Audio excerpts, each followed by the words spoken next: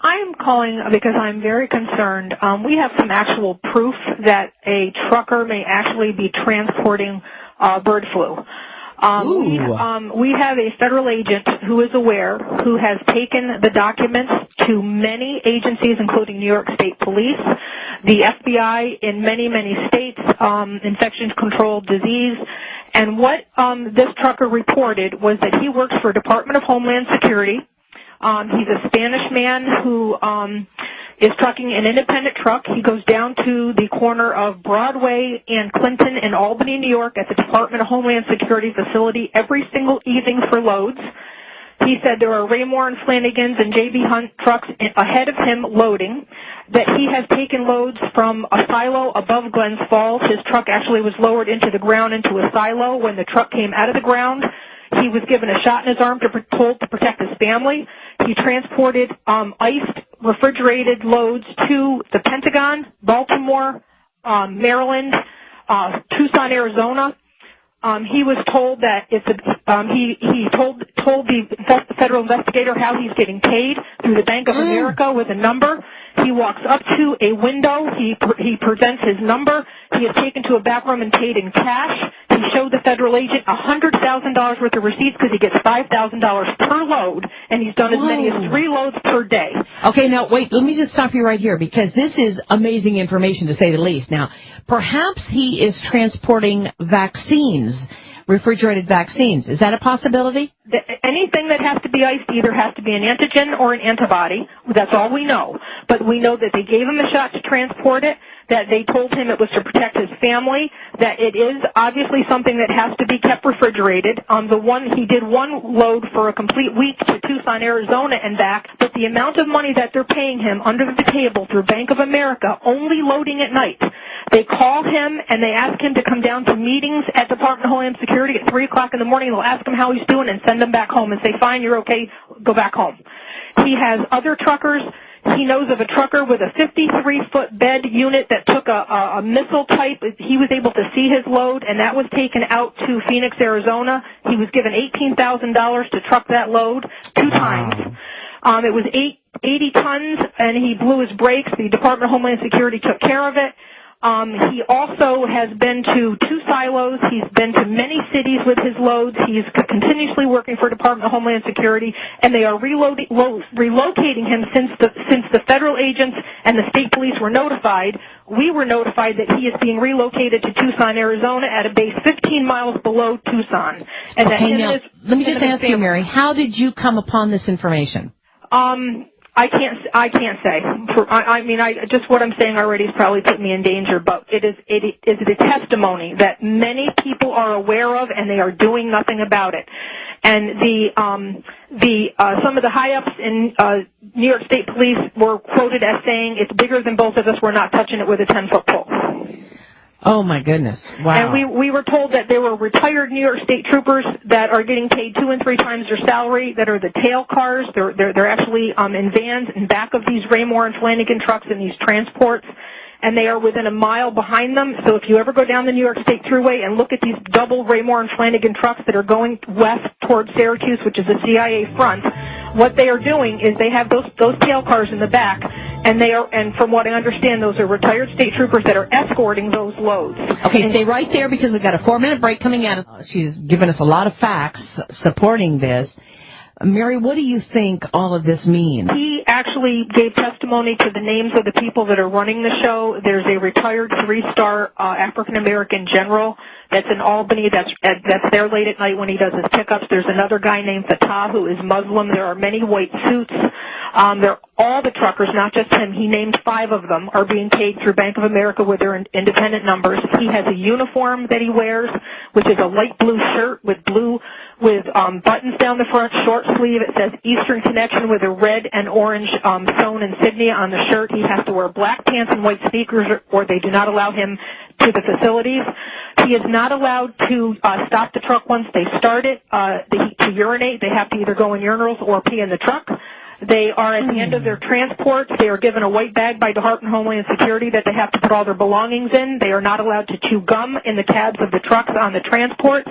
They are escorted when he's been to the Pentagon. There have been people with 45s around their waist in plain clothes that have met the trucks, and also on the slips that he gets paid.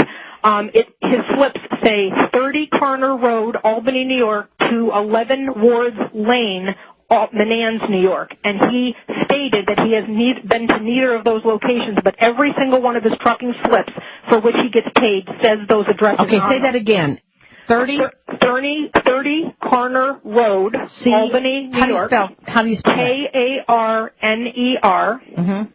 30 Carner Road, Albany, New York, to 11 Wards Lane, Menands, New York. How do you spell Menands? Menands.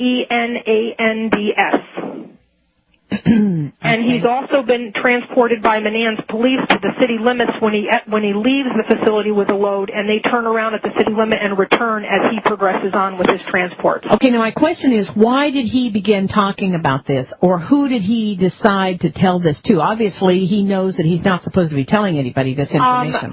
The impression that I got from the agent that I spoke to, because many people got this, I guess they have sent this to a lot of agencies, is he spoke to someone that he knows personally, and he didn't think he was doing anything wrong. He just thought he had a good gig. I think he just thinks he has a good gig with the government. When he was giving the testimony, it was an innocent testimony, and they did not bring up FEMA trains, bird flu, and any of that because they didn't want to tip him off that, that he might be doing something wrong because these people have their claws in him hour by the hour, all day long.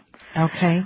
This man said that the government told them that if he's good to them, they'll be good to him, and that they were going to take him to a place called Sandy Point in Maryland on the water for government people where it's safe when this was over, and then they have since sent him now to Tucson, Arizona with his family to relocate him on base housing, and all he has to pay for is food because this investigator has spoken to him 3 times. What I'd like for you to do is call me at the Power Hour, 877-817-9829. If you have any additional information on this or anything that we can do about this, give me a call and stay abreast with me because this sounds pretty discouraging, if you ask me. It's not just that. He's had lead cars that like they'll tell him where he's got to go, and he'll be going from point A to point B, and somebody will interrupt the trip and then divert him down a road. He went to Glens Falls, New York, went to a dead-end street by a Stewart's by the Civic Center in Glens Falls, New York. They opened a gate, and he drove 6 miles on a gravel driveway to an underground silo. When the truck came out of the silo after he waited with the other truckers for 3 hours while they loaded in secret, the people who appeared with the truck when the truck was coming out of the ground had Tyvek suits, the masks, the gloves, and all the works on. He's also transported at the 109th Air Guard at Stratton Air Force Base. He did do 90 boxes of clear plastic white fluid. He did see that load. Rarely does he see his loads, but apparently he's loaded that at the C-130 at the 109th Air Guard. And he's done a lot of loads with these types of things, medical supplies, equipment, but specifically refrigerated to Tucson and to the Pentagon and to Baltimore. And I think that's it's up to no good. Along the New York State Thruway, there are miles and miles of car carriers that they've been adding to. There has to be 30 miles of them right now sitting on the track since before Christmas. That Thruway, there are miles and miles of car carriers that they've been adding to. There has to be 30 miles of them right now sitting on the track since before Christmas. That could fit my whole city in this thing. Once we get around that bend near the bridge, you'll see how long it goes. I'll keep the camera running. We're at 20 minutes right now, film I've taken.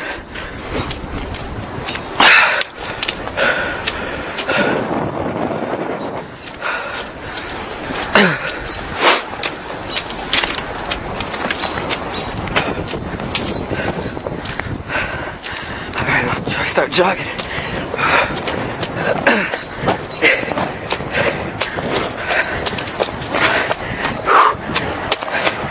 You don't need shackles and benches when you think about it, because who gives a shit? We're all going to be put in an oven or gas.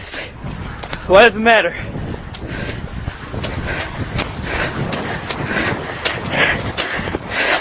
Maybe that's what they're planning, I don't even care.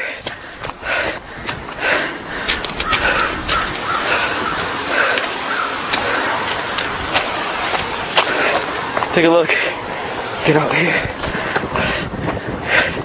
Look at that. Still going. All the way down. It's wide open. Doesn't end. It goes all around the bend here. Take a good look. Alright. And now I was going to get lucky today. Well, I'm inside one of these damn things. As you can see, the train is massive.